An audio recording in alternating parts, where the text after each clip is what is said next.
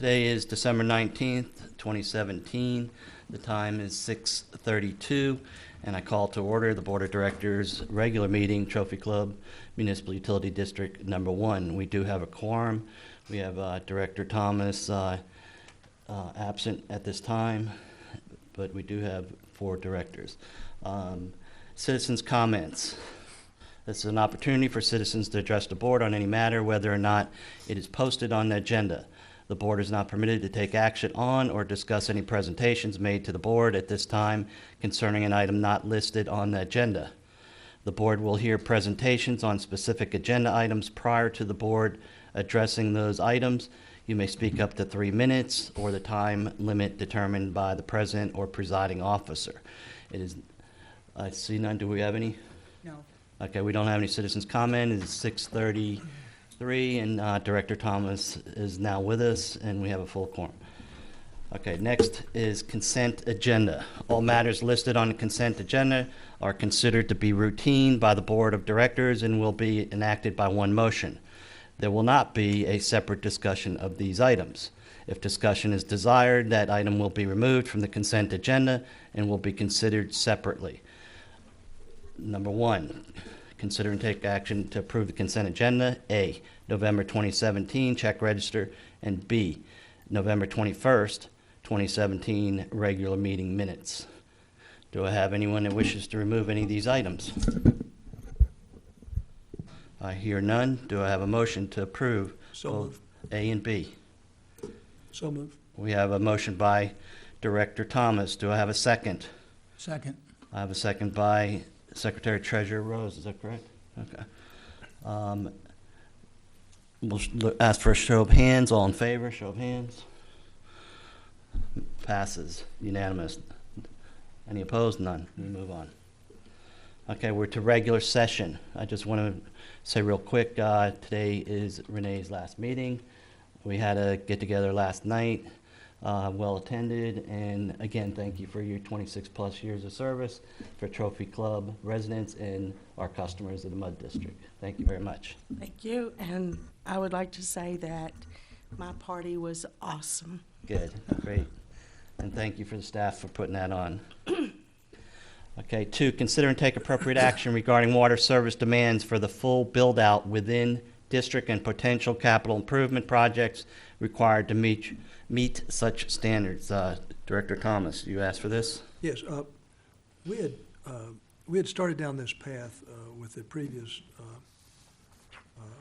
general manager, and then he left before he was ever able to get back with a report. So I want to make a motion that the board direct our current acting GM, because he has all the necessary background and skills to revisit this item. In checking around with some of the engineers at AWBD, it is super critical. Point of order. We're into discussion prior to second. I'll accept that. You need to stick to, if you're going to make a motion, please be simple with the motion, and then we'll do discussion. We decided months ago that you could discuss an item before a motion was made. Months ago. Nothing's changed. Okay, is that, Tony, we can go either way on this, discuss it, or?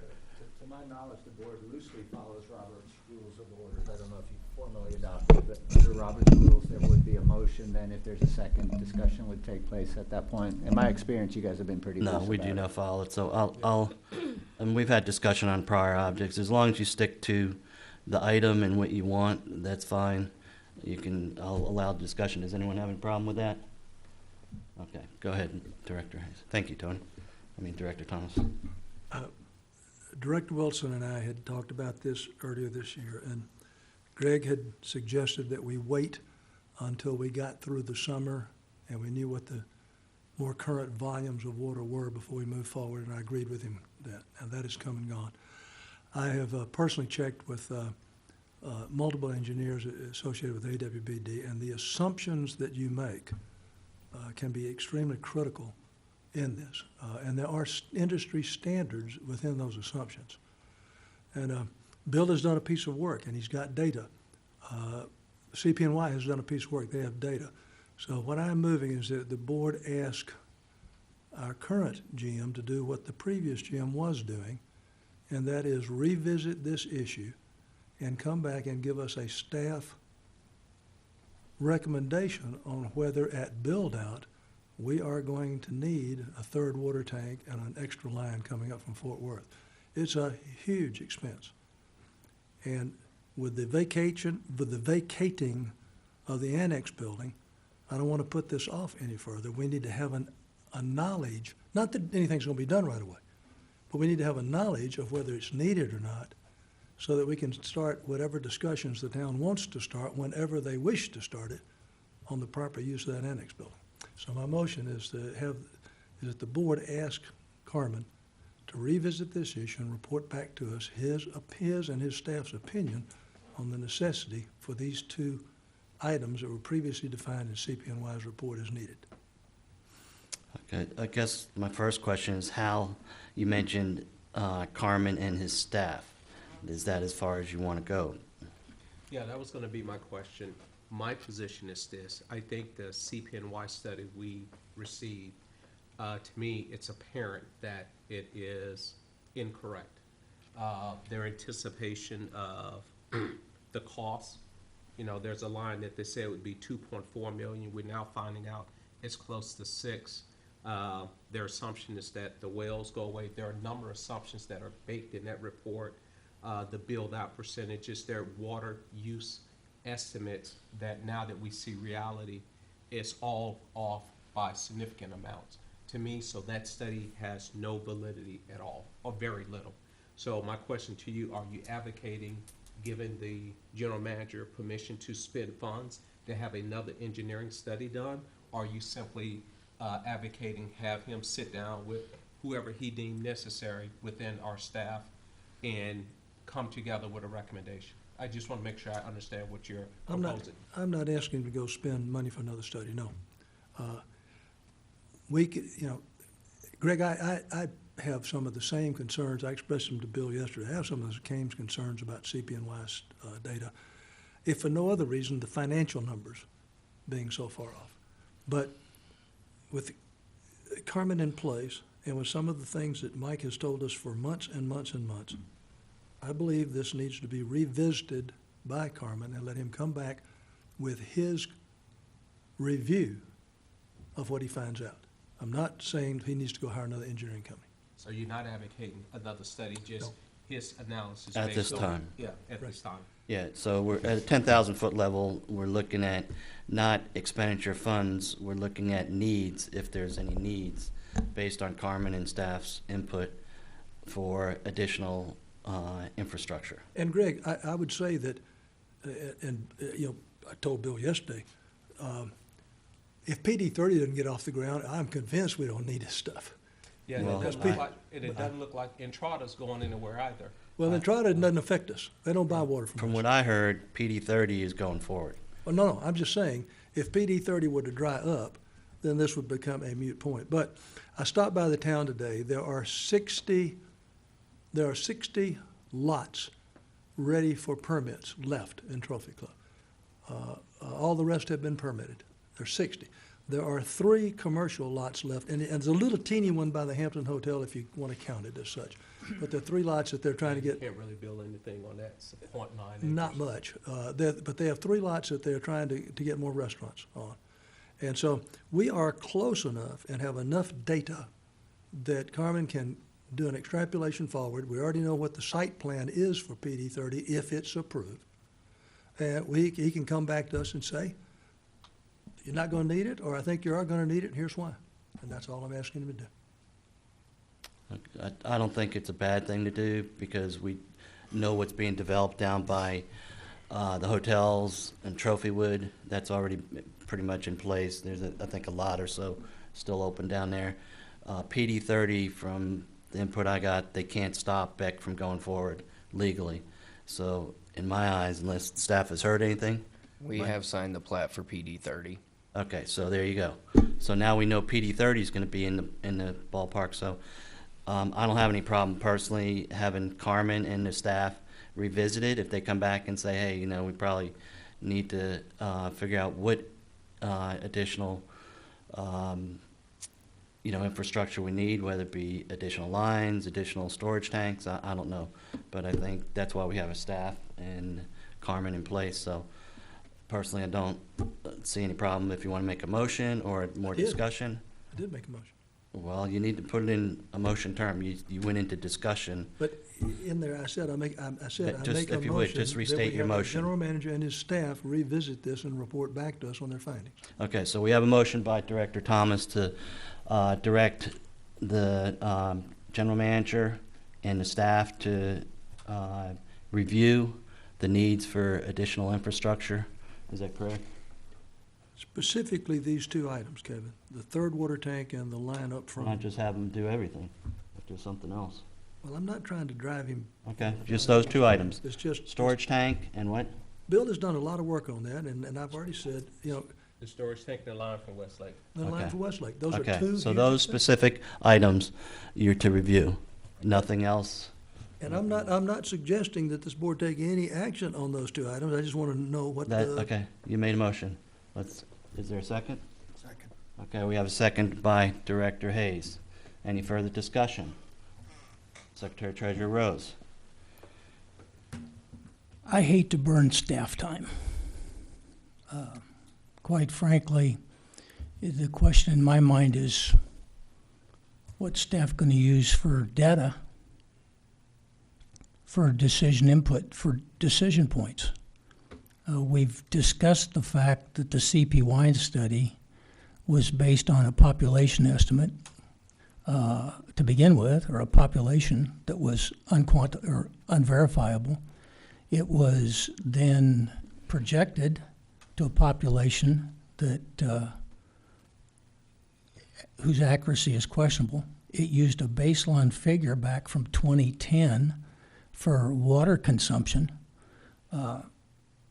So, as I have discussed repeatedly with the board, I find that approach to be nebulous at best. The approach that I took was to determine the amount of use by connection, per connection, get averages per connection. That's known data. We know the number of connections. We know the amount of water that's been used, both billed and the amount that was pumped.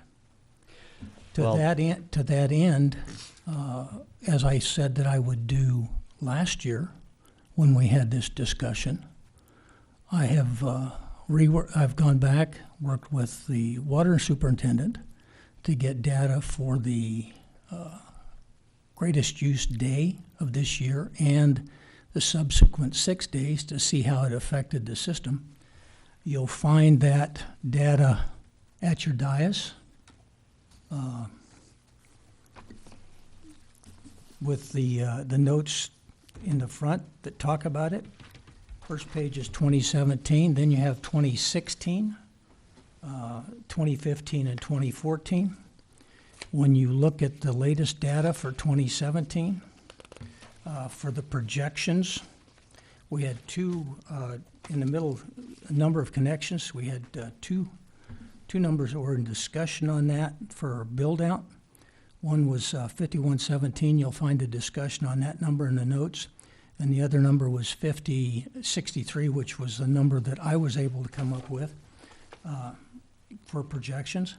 But what you find when you look at that data, when you look at those projections, we're talking about a max affluent of 5.9 for the number of connections in 2017, which is actually down from what it was in 2016 of 6.9. The reason these numbers fall is because they are driven by the max use on a particular day. Our max day drives that number. And as our max day falls, that number falls. Another interesting thing, I mean, there's several interesting things when you dig into the data, but you've got the use factor and the amount of use per connection, the amount of bill per connection, the amount of pump per connection, what the annual factors are. And frankly, that data does not support either a tank nor the additional line from 377. I'm Well, done. I just want to say something. First off, the population, I thought we had a meeting on that and proved that your number that you projected was wrong at 8,000 with a build out of 12,000 using the town's own numbers. So I just want to put that out on the table. I never used population. We had a data. meeting on it, but I'm not going to go down that road. As far as the usage, I mean, again, we have staff that are knowledgeable on this, and they will, look at your study, look at the CP&Y study, and look at the usage history that they have. So that's the purpose of, I think, Jim Thomas's motion. And Bill, I'm not disrespecting what you've done. I think you did an awful lot of work. I'm asking the general manager to look at it, because in the people I've talked to who are engineers, and by the way, I don't think there's a person on this board that's an engineer, but the people I've talked to that are engineers are not using the same assumptions you're using, and that scares me. And so I just want him to take a look. I mean, there's an industry standard that they all use, and it's not what you were using. And so I just want him to take a look and let's hear. I think he absolutely needs to look at your data. So I mean, I'm not disrespecting that at all. Okay. I guess my comment would be, as I mentioned, I think the CPNY study has been proven to be wrong in so many different ways.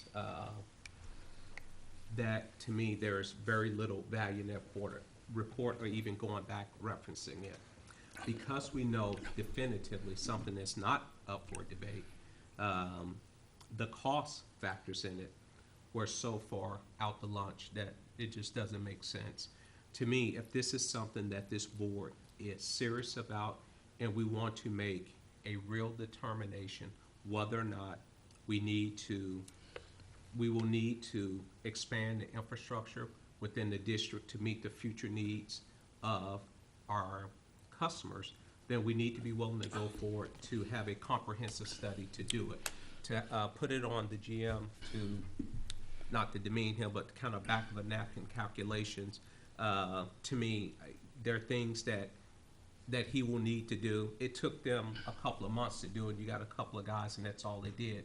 He has other things he has to do. The water superintendent has other things they need to do.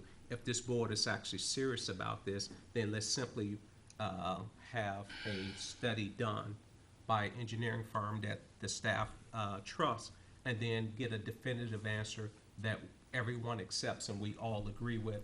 But I think we've spent years now going back and forth on CPNY. They come up with their numbers that are proved to be pretty inaccurate. Pretty much all the data. Bill has a set of analysis that he's done. Director Thomas has a set of concerns that he'd like to have investigated. To me, What data have they presented that was proven to be incorrect? What data? Oh, CPNY? Yeah, what data? Well, cost estimate? That's not, has nothing to do with water. I said the estimates in this study. I'm talking about the data. Well, what do you call them? The hydraulic Hydraulic study. The Yeah, we're not hydraulics. talking about Okay. money. What has been proven to be wrong about that? Well, you look at what they said. They Nothing. Said, Nothing you has asked been me a Okay. question. Be quiet. Okay. Let me answer. Okay, we're off track now. We're talking about the need, we're not talking about the study. Is it- And I think the GM Okay. can well come back and say, if he wishes to, that he wasn't able to qualify, and if we want an answer, we gotta do a study. Okay. At that point in time, then. he would There's a decide. motion on the table unless there's further discussion whether we're gonna have a need or not the need. The motion was to have the GM and staff to look at two items, the tower, the storage tanks, and the line. I have a second by Director Hayes. Unless someone has anything else on that topic, I'm gonna call for the vote. Does anyone have anything else? Okay, we're gonna call for. I have a question go ahead. for Mike. My recollection, Mike, is that the last time we talked about the tank, I remembered that you thought a tank might be necessary. Is that wrong on my part, or, That is correct. okay? Okay. Well, then I think I've got nothing else to say. Okay, I'm gonna call for the vote. All in favor? Show of hands. Okay, you have Director Hayes, Director Thomason, myself, all opposed. Vice President Wilson, Secretary and Treasurer Rose. It passes. We're moving on. Okay, consider and take appropriate action regarding approval of water line upgrades to Portland Drive as a part of fiscal year 2018 capital improvement projects and award contract number 2019. Is it supposed to be 2017 or is 2019 right? What? I can't hear. She said that's an error. I'm sorry. Okay, so it's supposed to be 2017, correct? Okay, contract number 2017121901. Good catch. What this is here, I have this actually budgeted in capital improvements this year under my capital budget. So I just kind of wanted to get the board to go ahead and let us expend these funds because there's going to be some planning involved, some temporary water, and some parts ordering. So this isn't necessarily something I'm going to do today or tomorrow, but it's something that I would like to start working on. I'd like to get it done before summertime. Mike, Raymar was your low bid at 70,000. Is that what you're asking us to approve? Correct. That's it. That's it. Carmen, you have anything you want to say then? Not on this item. The staff wants you to Okay. support the contract and let us get started. Okay, someone want to make a motion? I'll make a motion that, If you would, just put in a not to exceed amount. okay, what, I don't, $70,000. my motion is to take appropriate action to approve the water line upgrades to Portland Drive as part of the fiscal year 2018 capital improvement project and award contract 2017-121901 not to exceed $70,000. To Raymar Construction. Raymar Construction, to Raymar Construction. Okay, I have a motion by Director Hayes to approve the contract number 2017-121901, not to exceed $70,000 to Raymar Construction. Is there a second? I'll second it for purposes of Okay, discussion. second by Director Thomas. Discussion? Anyone have any discussion? I see none. Show of hands, all in favor? Okay, Secretary Treasurer Rose, Director Hayes, Director Thomas, myself, and Vice President Wilson, all four. All opposed? I see none. We move on. Okay, item number 4, consider and take appropriate action regarding order number 2017-1219A as an alpha, authorizing the general manager to approve certain expenditures, providing for disbursement of district fund and containing other matters relating to the safekeeping of the district funds. Carmen? Mr. President, let me say that I think in this case, the staff is going to ask that appropriate action be to have a little bit of discussion and table this one until we come back next month. I'll tell you why. I've had some discussion with Board Member Rose about some glitches in this redraft. And in particular, there is some conflict between the emergency purchase provisions of 8G and 7C. There was a question that he asked me that regarded, well, there's language in here that says that we can get 2 board members to approve an emergency purchase more than $25,000. It's not clear that, at least to Mr. Rose, that that's really right.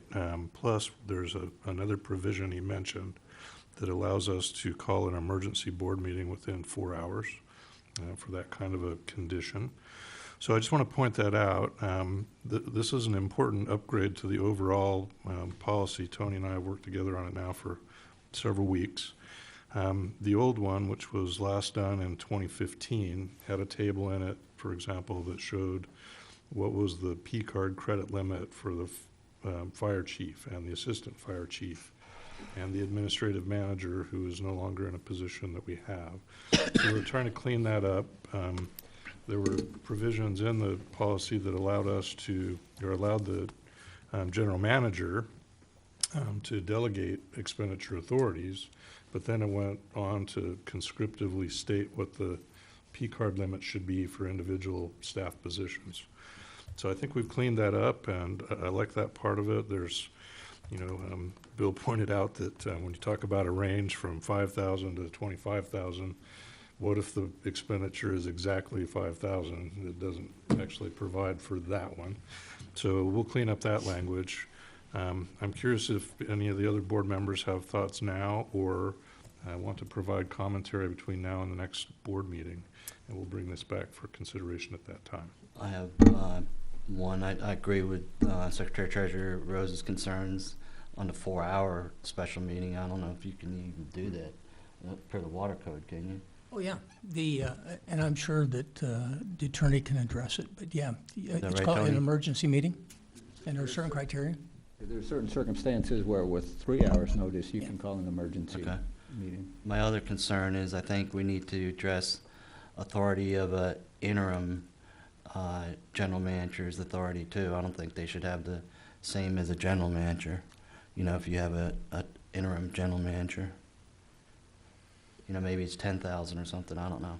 Well, we have that in the acting general manager designation that's coming up later on the agenda, that, if we're out and there's a need But for.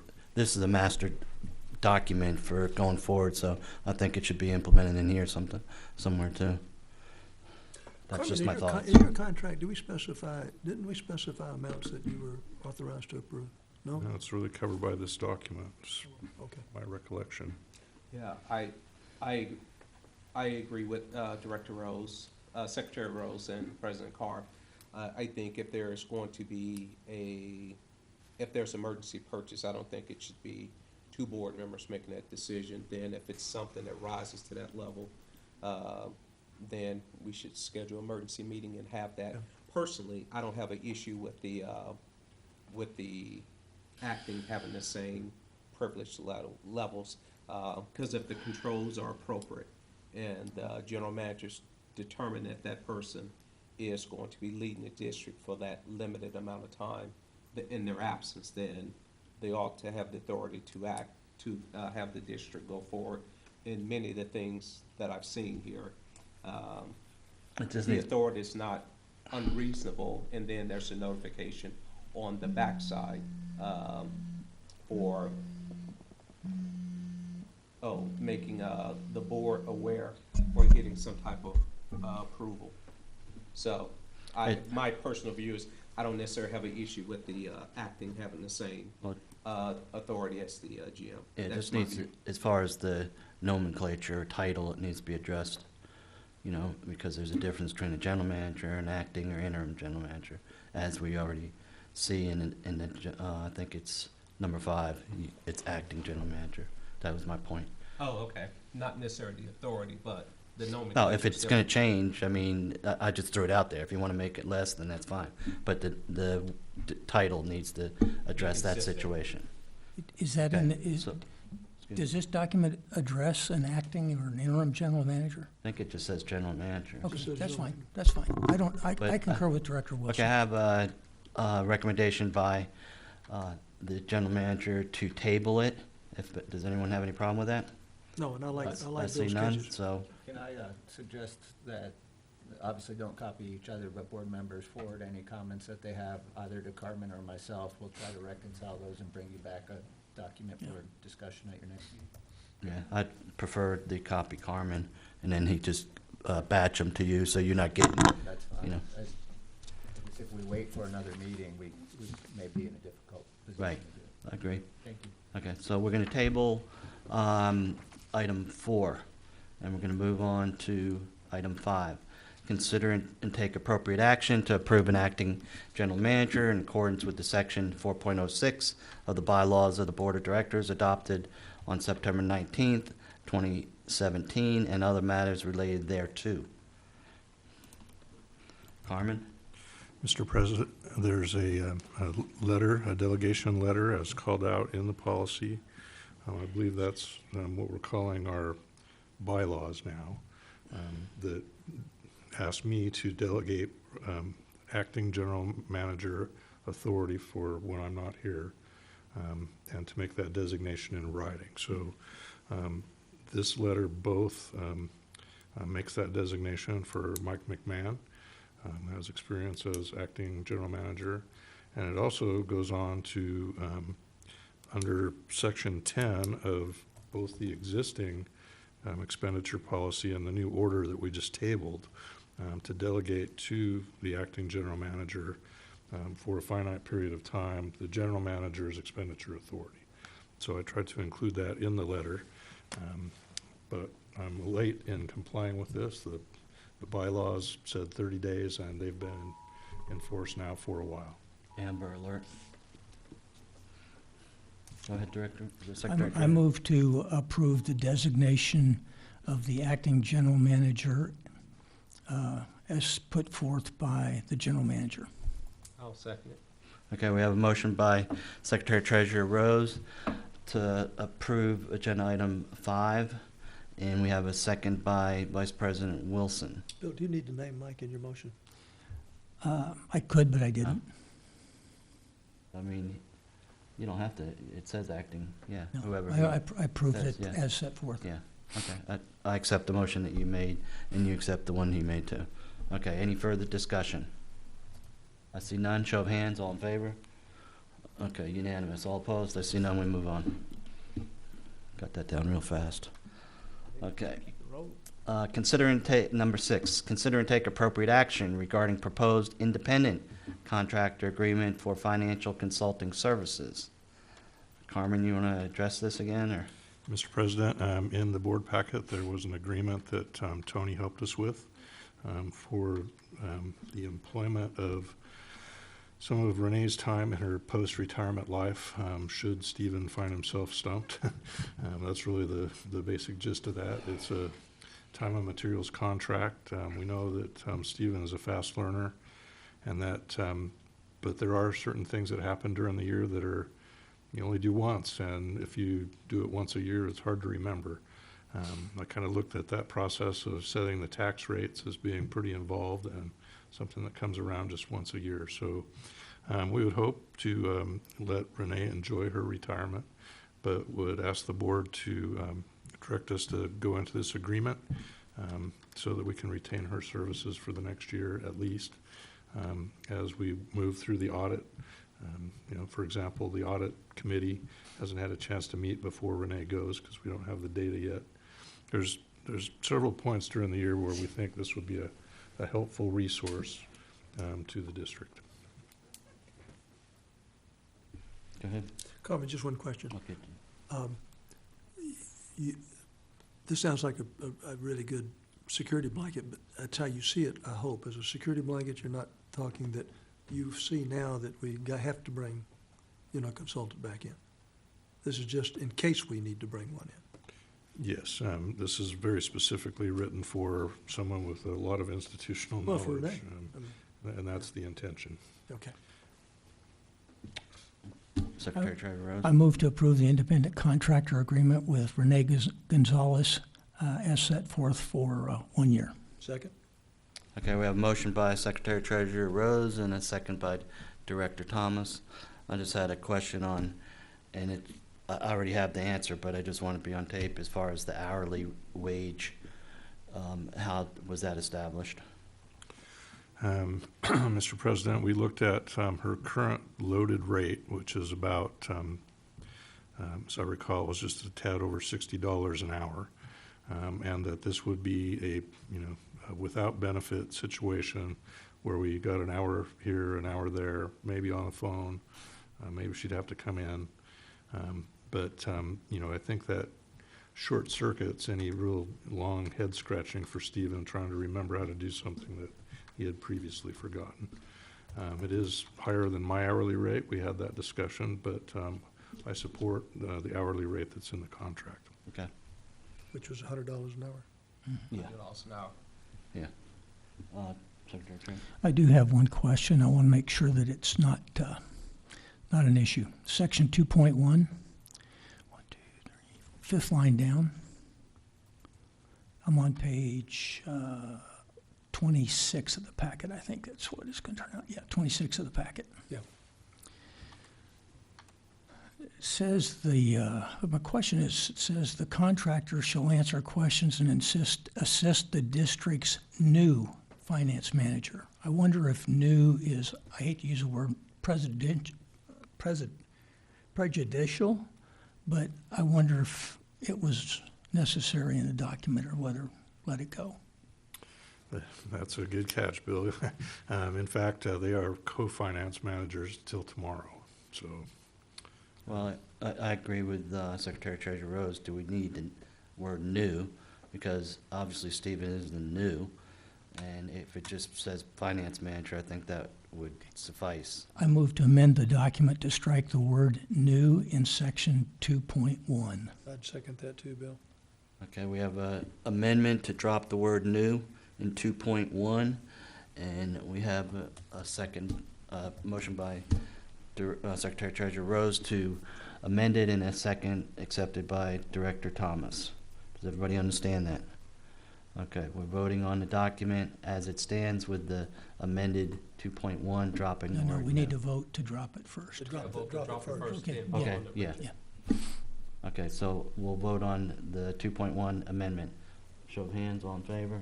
We have Secretary Treasurer Rose, Director Hayes, Director Thomas, myself, and Vice President Wilson, all opposed. I see none. We move on to back to the original motion, 2.1 as amended.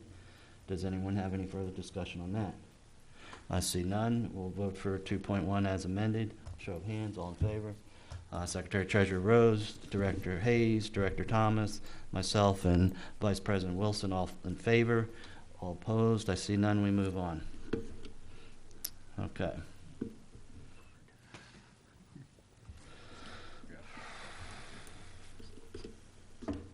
Okay, we're on item, 7. I gotta go back to the top here. Oh, yeah. I hate this thing. Okay, we're on item number 7.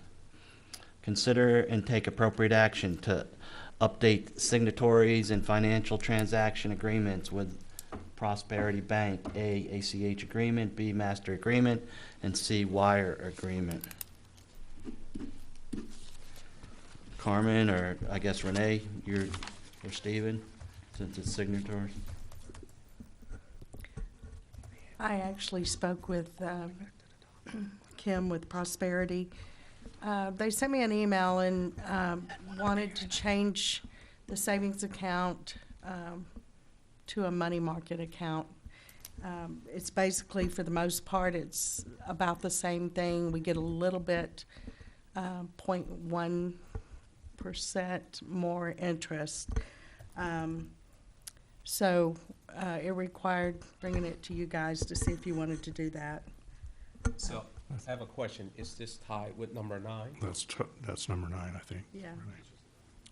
Oh. So, We're on 7. Okay. Okay, she also said that they're in the process, they have updated all their agreements. And this started also when I asked them to remove me as administrator on the bank online. And so they took that as an opportunity to update our agreements to where the paperwork would be the same as all their other customers. So they're in process of doing that with everyone. Is this money market cash available anytime we want to draw it down? Yes. So is this a document that everyone has to sign? It just I think it takes 2 signatures. Okay, and then as far as you're retiring, you've transitioned your signature, like taking you off the everything? I don't sign anything. It's just online. I'm the administrator for giving people in the office authority to, like Nicole, to send the ACH files to the bank for utility billing or payroll files. That's Nicole been transitioned, though? That's all it is online authorization. I Who don't, transferred that to? Okay, Stephen. so I'll ask for a motion on item 7. I make a motion that we authorize staff to update the signatory and financial transaction agreements with Prosperity Bank for the treasury management account, ACH agreement, master agreement, and wire agreement. Okay, we have a motion by Vice President Wilson. Do I have a second? Second. We have a second by Director Hayes. Any further discussion? I see none. We'll call for the vote. All, show of hands, all in favor? And we have Secretary Treasurer Rose, Director Hayes, Director Thomas, myself, and Vice President Wilson for. All opposed? I see none. We move on. Number 8, consider and take appropriate action to approve Treasury Management Resolution Number 2017-1219A, authorization to act for customer. Anyone? Staff? This again is just an agreement that they are also updating. They're updating everything during this time. Did that just get approved? in the You previous motion? mentioned Treasury in there, but you have to do it on, you have to call the resolution out. The prior documents were the upgraded depository agreements that Prosperity has asked you to approve. This item is a resolution to be passed by the board designating who is the authorized representative. Oh, so designating, Stephen. Appears to me that Kevin would be designated I believe as as well a as Bill. customer representative under page 2, Kevin is. and Bill Rose. I'm Yep. You were under the, designated too, weren't you? I'm under the Jim Hayes, I signatory think, part. was the other one. He was Secretary Treasurer. I believe it's just an update of all of their documents, and this one is probably just, getting updated on dates. The bank My- requires the My resolution. function in this is to certify, on page 85 of the packet, you'll see customer representatives. There is one, President Carr, and then you've got section 2, certification, which requires my signature if it passes. With respect to the first item, the customer representative, Yes. is it the board's intention that Stephen have the transaction authority that's described on page 84? I think the authority that I had and we're passing on to Stephen is just the keeping of the administrative part of online banking. Yeah, my interpretation of this resolution as written is that Kevin would have the sole authority to engage in the transactions on page 84, execution of agreements, perform transactions, appoint and remove system administrators and users. And my question is it the board's intention that it only be Kevin, or are we trying to give Stephen some of that authority? Well, to me, my understanding is this all Stephen. I don't think a board member should be doing this. Well, execution of agreements, I think, should Well, be. execution agreements, I agree, but the approving of funds and that piece, that seems like a staff function, not a board function. So Renee, today, who performs transactions? I set up transactions, Stephen and I set up transactions, but Carmen or Lori approves it. That authority is separated for controls. Yeah, this agreement, the way it's verbalized, with the authority being given, I think those should be staff functions and not, director functions, so. I don't know if this is a stock agreement, something that can be amended, but I think this needs to go back. Because I wouldn't be comfortable with this You as can it's change written, it now. as it's written. I think the current day situation is, as you described it, Kevin's not involved in this. Is that true? No, that's true now. Okay. Well, I'm involved now? no, you're We're not. not. Oh, yeah, I'm going nuts. So I I would, knew. So, I would suggest that we, Table this. okay, that's fine. Yeah, I think the Yeah. way they're doing it now is the way it should Work be the way done they're in the doing it. future. Yeah, 'Cause you're right, Greg. yeah. Yeah, this document isn't written for a board. I think it's written for some company or something. Corporation. Yeah. And if if it was written this way in the past, then you guys were doing it, there could have been some problems, but I know that Terry was doing this, and when she left, I stepped in. They did say that they would not remove me until this paperwork came back. So is there some kind of a that y'all could say based on a change from Kevin Carr to Stephen? Well, Or, I don't know if that we can as do far as that. transactions, I mean, I think We can it's fill this in. clear that the board and wants put with different names on Stephen it. or someone to do that, is that Right now, correct? they could just amend the form. The board I could think my determine. concern at this point is if this is a new document, I'd like to see the old document. Yeah, I'd like to see it too, if I was supposed to be doing transactions. Because it's, If we're gonna- because it's like, wait a minute, you know, this may fit their purposes, but the old document may fit our purposes better. And so. Well, this is from Prosperity Bank, this is their document. Well, I know, but the old document would have been from them also. Is there any way you could pull the old document up by the end of the meeting, or sometime? Looking and see if I try. have it. Okay, we're gonna move on, Well, before or you table move it for on, right now.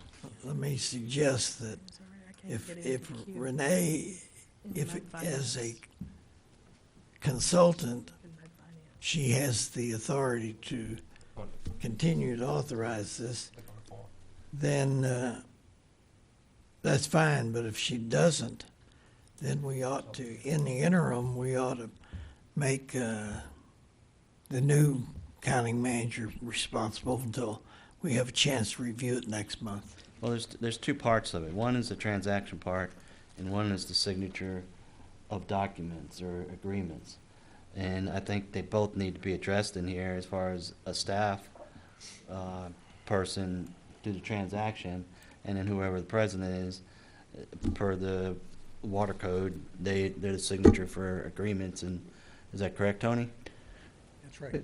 Yeah, I think Director Hayes' intention is just to make sure nothing, is- Falls out of crack. over the next 30 days, we can continue to engage in transactions. From the bank's perspective, they just want to make sure, and this is mutually beneficial. We're gonna table it and let them come back to see what we have now. Okay. And we can always revisit this item. Kevin, let me ask a question. Is the document itself a problem, or could we amend the document to put Stephen's name at the bottom instead of you? Yes, And then we've done everything. yes. It's twofold. Well, you can, It's again, you can twofold amend it. because part one, first item is execute the agreement. Okay, the finance manager doesn't have the authority, I don't believe, to execute the agreement. The agreement by water code has to be executed by the president, signs the documents. So, I mean, just at that point, it becomes an issue. If we, and again, the staff is gonna research Yeah. what we have in the past. We'll table this and revisit it before the end of the meeting, okay? Moving on, we're at number 10. Consider and take appropriate action. Do number 9. Oh, not, you want to do 9? Yeah, Okay. probably be nice. Okay, we'll do 9. Number 9, number 9, number 9. Okay, consider and take appropriate action to, that it is, number 9, to authorize Prosperity Bank to change the district savings That's account how it type is. to money market account to yield additional interest. Stephen or Renee, Well, they've covered that already. Yeah, I think No. she's already covered it. this is the interest, change in the interest. Yeah, she said going from It's point 3 to 1/10 of a point 4. percent. Okay, Yeah, point okay, everyone understand that? Yeah. Okay. I have Motion? a question about money market account. I think the answer is going to be yes, but we are limited, I believe, under investments on the type of investments we may have. And I believe this would be considered an investment, but I think money market accounts are approved. The only hazard that I know of with a money market account was whether or not it has a $1 solid value, or whether it may go below. As a way? As a, As what? I'm thinking of mutual funds and money market accounts. The money market funds within a mutual fund, there was an issue several years ago where, I don't know what happened, something happened to the dollar, but a lot of the funds had to feed money into their money market funds in order to maintain a $1 level, or the value would have dropped down to like 90 cents. So my question is, I guess, is there additional risk with a money market fund that we don't have over a savings account fund, and is that a significant factor? Yeah, I- my experience has been a money market fund is just, it's basically going into a sweep account to invest, and you get paid for normally CDs, short rate CDs and things of that nature, and it's swept back. Same level of There's- security. Yeah, there's no, I mean, when you look from a financial standpoint, it's considered to be liquid. Okay, okay. And I also asked Renee, when I saw this on the agenda, if there was additional fees, which sometimes, there's fees, and she said that, the bank person came back and said there's no additional fees, is that correct? Right, when we went out for an RFP for banking services, they do not charge us any fees for anything. Yeah, but on. And I the- did clarify that with her. Because on the document, it had fees listed, Right, but and she I- waived them, Yes, correct? Yes. And we have that in writing, correct? I think the email was attached. Yeah, okay, just make sure it's in writing. Yes. Okay, does everybody understand President, item 9? Go ahead. I'll just Carmen. add one thing. So I pulled up the policy from September of this year, and money market accounts are allowed up to 90% of our reserves. Okay, thank you. Okay. Do I have a motion? August and I September. make a motion that we August and authorize Prosperity Bank to change the district savings account type of money market, savings account type to a money market account. Okay, we have a motion by Director Thomas to authorize Prosperity Bank to change the district savings account type to a money market account to yield additional interest. Do I have a second? I'll second it. Okay, we have a second by Vice President Wilson. Any further discussion? I see none. Show of hands, all in favor. We have Secretary Treasurer Rose, Director Thomas, Director Hayes, myself, and Vice President Wilson, all opposed. I see none. We move on to number 10. Consider and take appropriate action regarding financing and construction of water supply and wastewater improvement projects. A, financing and potential construction of capital improvement projects to increase water supply at the eastern storage tank. B, report regarding cost overruns for wastewater treatment plant project. And C, discussion and possible action regarding financing of water supply and wastewater improvement costs. I'm not going to go to subcategories. We'll just stay at the upper level. Carmen or Mike? I think this is mine, so Okay. or mine and Renee's and Stephen's. I'd like to contemplate them really all together. We had previously come before the board with a preliminary cost estimate done by half engineers for what I'm going to call the interconnecting pipeline, the pipeline that gets us from here at our ground storage tanks to the eastern elevated storage tank. There's already been some discussion about the discrepancy in cost estimates there, but they have refined their numbers, and both of those cost estimates are now in your packet. You can see that they're loaded with contingency, a 20% contingency on both cost estimates. We have not really had a chance to get a download from half on the actual details, but they have been out to walk the 114 right away. And the cost estimate for that, their cost estimate for the 114 right away went up due to their more detailed understanding of the requirement to do more borings. So if you look in that list, there are some borings that are not open cut, and several of them just to work around pre-existing utilities in the corridor. Also in your packet under, so you can get on the right page, under B, I think there's a description or a detail on the cost overruns for the wastewater treatment plant. In December of 2014 and then in February of 2015, we went and issued GO bonds and revenue bonds respectively for the amount of $14,995,000 for the construction of the upgrade, design and upgrade of the wastewater treatment plant. Several things happened early in that project that led to both delays and expenses from the contractor having to drop tools for a while. Most of the contingency money in that budget was gone at that time. There have been a few other change orders along the way. So let's see if I can find that detail here real quick. So Renee had put together a detail of what remains in the fund. On top of that, we had budgeted $335,000 for additional engineering costs for CPNY's time to help do construction management work at the wastewater treatment plant due to the schedule overrun. Okay, where are you? I don't see it. Don't we have that number in here, Renee? I don't think it's in there. I don't think it made the pack. I don't think it's in the packet. I don't have any wastewater related. Oh, that's my information. mistake.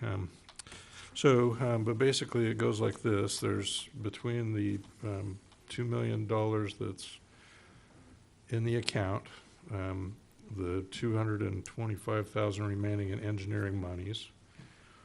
That's about $225,000 or $2.25 million. Sorry, and we have another. Well, ultimately, it's going to come down to about an $800,000 cost overrun on the project today, and there is one change order floating around that's at the tune of $75,000. It's being argued about between the engineer and the contractor. So what we had done, or what we had intended to do, was to bring those three things together and bring you a revised resolution that authorized borrowing the money and changed its purpose not just for the interconnecting water pipe, but to cover both water and wastewater projects.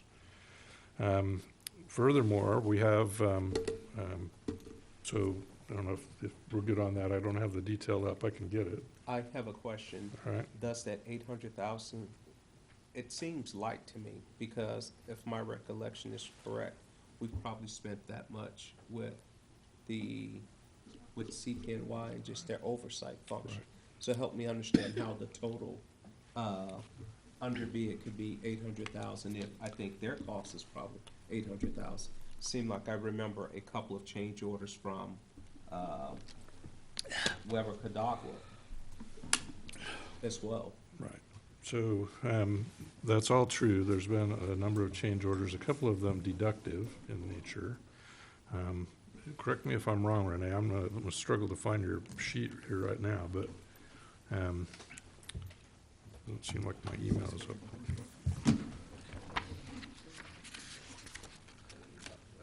That is the one. So although you revised it, Renee. Yeah, I'm not. I was looking, but I can't get into the Q drive. The email's not coming up. That's the problem. So, yeah, I guess at the end of the day, there's really two things that we wanted to talk about around this. The approval to direct the staff to go forward and apply to borrow money from TCEQ for both water and wastewater purposes without increasing the number, right? So you can see the cost estimates here. The resolution you approved last time around was $6.3 million on a 3-2 vote. We've changed the purpose to include both water and wastewater projects, the wastewater plant overrun and the interconnecting water pipeline. So that was our hope, was to get that approved today. We have a contract with CPNY to do the application to TCEQ. I spoke with Kevin earlier this afternoon. I was asking him about his workload because we need to get this application to TCEQ done, and there's some turnaround time to get that application done. They're about halfway through the $9,000 they were authorized to do the loan application to TCEQ. They do have a lot of work on their plate, to include the Fresh Meadow Court easement. I've got them assigned to that. We're in the final stages of phase 1 and phase 2 at the wastewater plant, and they're also doing work on our high service lift station, or at least our high service pump. So they've got quite a bit of work on their plate. Tony had advised me that there is a firm in Austin who does this kind of work on an expedited basis, but they are a little more expensive. So when I talked to Kevin, I said, well, maybe a lot more expensive, but they do that kind of work. He said, I'd be happy to let it go, I can't really do it for the $9,000 now anyway, because the things have changed. The cost estimate initially changed, and we changed engineering firms. So we have to redo some of that early finance work that was in the application, would have to be redone. So, you know, my hope is that we can get the revised resolution voted on for tonight, and then make a decision on whether or not we want to go with the other firm. I believe, I forget the name of the firm, but it was a $30,000, So it's Right. 30 versus 9? 30 versus 9, or 9 plus. You know, just kind of back up a little bit. Why can't CP&Y do it for the agreed? I thought we all voted on that, not to exceed $9,000. I didn't hear any feedback from the engineer saying, hey, that's not achievable. I mean, I'm just getting tired of, look, okay, we'll do it for 9,000, and then 6 months later, oh, we can't do it for 9,000. You know. We did change the ground rules in the middle of this, so we changed engineers, so, you know, the original cost estimate, all those things go into the application. So we'd done some of that work, and it's basically has to be redone now with the half cost estimate. And I'm trying to grasp what changes, if another engineering firm is doing it, like half, then we're paying CP&Y to send in an application. I mean, they don't have to do any engineering, that's half's cost. Is the extra cost on half's side, or is it on CP&Y's side? Yeah, it would be for work that they had done, which is no longer valid because it was associated with the preliminary cost estimate. There was some preliminary work with our financial advisor to get through that process.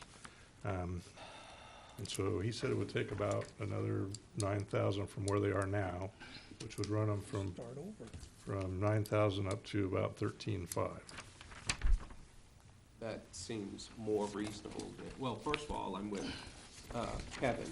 The fact that all of a sudden it's more expensive because they didn't get the agreement seems more like sour grapes than it does a legitimate reason to. Yeah, I don't think that's really it. I think it's work that they did, which has to be redone. That's based on, you know, the application has to have an engineer's contract in the packet. So that was kind of the first go around, but then the cost estimates came back higher. And so there has to be a rework of the preliminary financial work as well.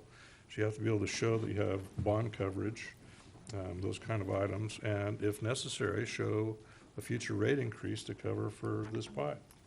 So are you suggesting that we basically approve the additional $4,000, or that we spend $30,000 in addition to the $4,000 we've already spent to get it expedited? Is the project at a point to where we're at the stage where it needs to be expedited? I believe it is. You know, if you look at where they are on the Weber-Cadagua contract, there's really effectively $2 million left in what we borrowed, and one good substantial completion pay request could wipe that out. And so getting ourselves in place to, you know, have a right to, I forget the terminology, Tony, but it's to reimburse ourselves from a future bond proceed would allow us to dip into reserves to cover that. We don't have a lot of reserves, but it would allow us to do that and then reimburse ourselves from that future bond issue. I just have a problem assigning another engineer, start from square one, where, you know, whether, you know, like or dislike CP&Y, they have knowledge on what the project is. I agree, and then plus you got the additional funds. You know, as Greg mentioned, I mean, when you negotiate a deal or accept a deal, and you're going to do an overrun, unless there's a real good reason for an overrun, you suck it up and, you know, do it for what you agreed on. I mean, maybe I'm old school, you know, shame on me. So, And I don't disagree at all. can you pull your mic down? I agree with that statement, but in addition to the updating the cost estimates, the resolution that's before you tonight would also include amending that application to CCEQ to fund wastewater system costs.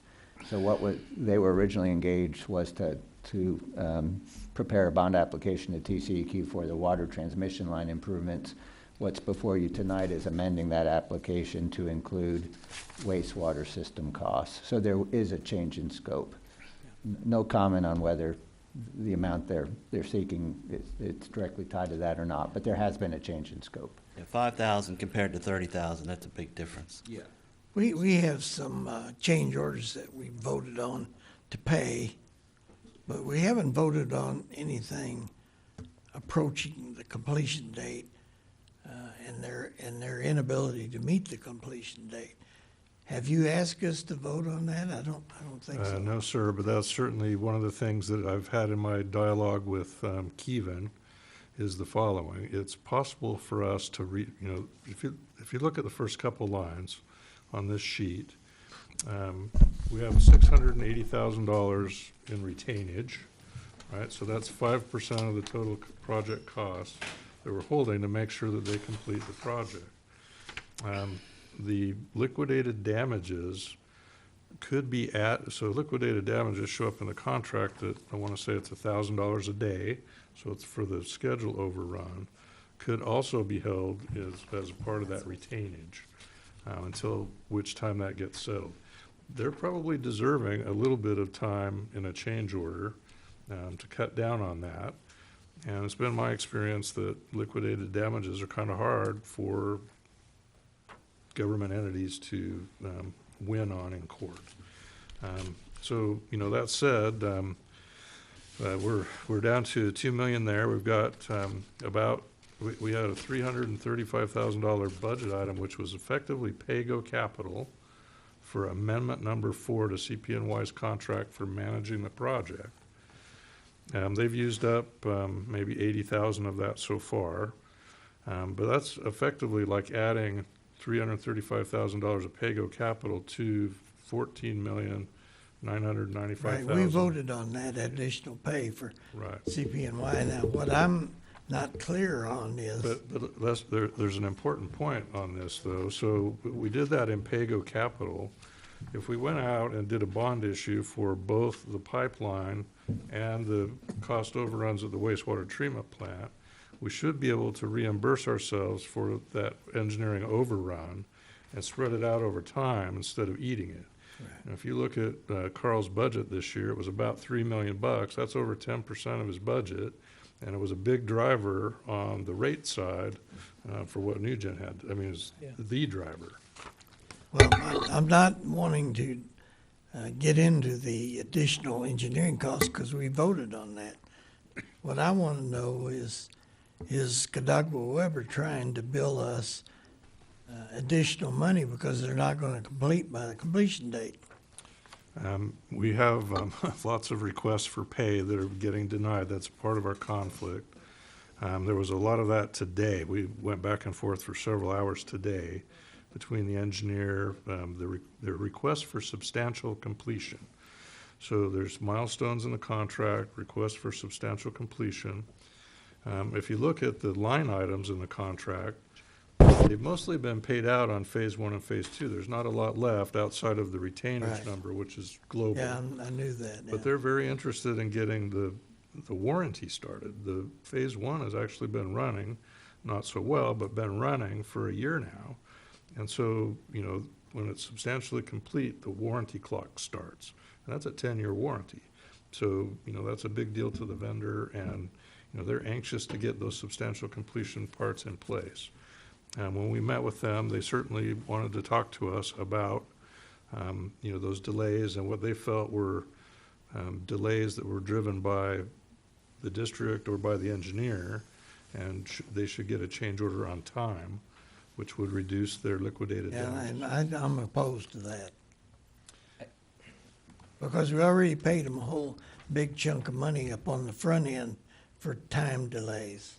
So I'm sorry to interrupt, but I'm going to try to bring us back to the Tony, can't hear you. I apologize, but I want to make sure we stick to the agenda topic, which there's really, I think, 2 immediate issues before you. One is whether to amend the resolution seeking approval from TCEQ to issue revenue bonds, and the question would be, And in your packet is a resolution that would not change the amount of revenue bond authorization, but would expand the scope to include wastewater cost overruns in addition to the water. Based on the updated water estimates and the projected wastewater overruns, it's close in terms of that. So the question is, See any information in the packet that tells me what the wastewater overruns are? and I think that's what was just handed out. It's on his piece of Yeah, paper. and I guess my concern with this, I see this, and this is blending a couple different concepts related to what we have in the bank versus what, for me, would have been really, really helpful is simply, this is how much the wastewater treatment plant, this is how much we initially budgeted for it. These have been all of the change orders. This is the money we dedicated for oversight. These are the additional change orders. When you look at the net, plus adding the additional time we think it's going to take them to complete it, we have 1.3, 1.8, 1.6. So then we truly have a concept of how much the overruns are. When I look at this document, I have no idea what the true overruns are. I have no idea how much we're asking to credit ourselves back, to reimburse ourselves back from the bond issue versus how much of it we're planning on eating. My understanding of this summary, and Renee, correct me if I'm wrong, is that the cash on hand refers to the remaining amount of your bond proceeds. So that was the construction fund monies available for the project. Then there's projections of the remaining costs, and the net deficit is $894,000 between your bond proceeds that are available and the projected final cost, setting aside liquidated damages. So I think that's the net number you're looking for. That's right, and there's a floating change order for Yeah. about 75,000. I guess why I question that is, if I'm not mistaken, we paid Weber, CPNY. How much have their cost overruns been? To me, it ought to be pretty close to that number, excluding the change orders from Weber Cadagua, and that's where the numbers don't add up to. Yeah, and you may be looking at the original construction contract amount versus the amount of the bond proceeds. I think the bonds were issued with a contingency factor, and obviously there were some surplus monies based on the final interest rates. But I think this is a deficit of the bond proceeds relative to final construction cost, not a comparison of original contract price, which it sounds like that's what you're But looking at. again, as Greg mentioned, if you had it broken out, listed, this explanation wouldn't be needed, Sure. you know? That- I think the damages that were paid for the delay pretty much wiped out that reserve. If we just simply look at the cost, the change orders, plus the additional amount that we had to pay CPNY for additional oversight, basically having someone there 8 hours a day, 5 days a week. In my opinion, it seems like, just on my math, based on my memory, that exceeds $900,000. I think you're right. But I don't think that's what this is intended to show. And it's a valid point that we would like to see a summary of total costs, which is perfectly reasonable. I think this was just intended to show you the difference between the amount of bonds that was originally deposited and the projected cost of the project so that you could identify the net deficit. So this is based on the assumption that the district's going to eat hundreds of thousands of dollars of some of the cost overruns related to this project, because if we only seek $894,000, then that means the additional overruns that's not gonna be covered here, the district would have just absorbed through operations. No, because you originally issued more bonds than the contract amount. So I would say those additional costs would have been funded with bond proceeds, which have now been spent because of change orders and all the reasons that you've mentioned. And to complete the project, the remaining bond proceeds aren't sufficient, and this would be the projected deficit, is my understanding. This $894,000 is where we stand right now, based on that we're gonna have completion in whatever the latest date is, February, March, whatever. What I'm concerned about is that $2 million 003804. I want to know, what is that made up of? Are there late change orders in there having to do with them not completing on time? Because I'm not really interested in paying them for that. That number represents the original contract price plus the change orders to date minus what they've been paid.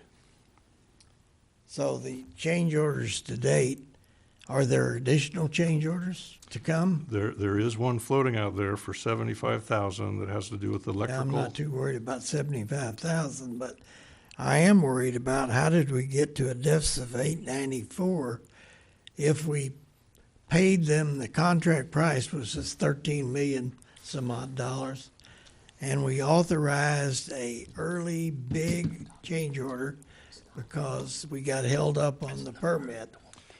My understanding, and I wasn't here then, but my understanding was the original change order that came from the delay with getting the site platted, doing all that work, ate up the entire contingency. So the original cost of the project to Weber was like a $13,335,000. It may have eaten up the contingency, but at the time, I don't think it went all the way to 14,995. No, but that's how much you borrowed, presuming so 1.5 million in engineering If costs. that original change order ate up the contingency, which I think was 600 some odd thousand, if I recall, or whatever it was, it doesn't matter. But if you take the original cost, 13.1 million sticks in my mind. I'm not sure that's correct, but the original contract was 13 point something. The contingency eaten up by that first big change order, did not take us all the way to 14,995. There should have been money left over. How did that money that we thought had left over turn into an 884 deficit?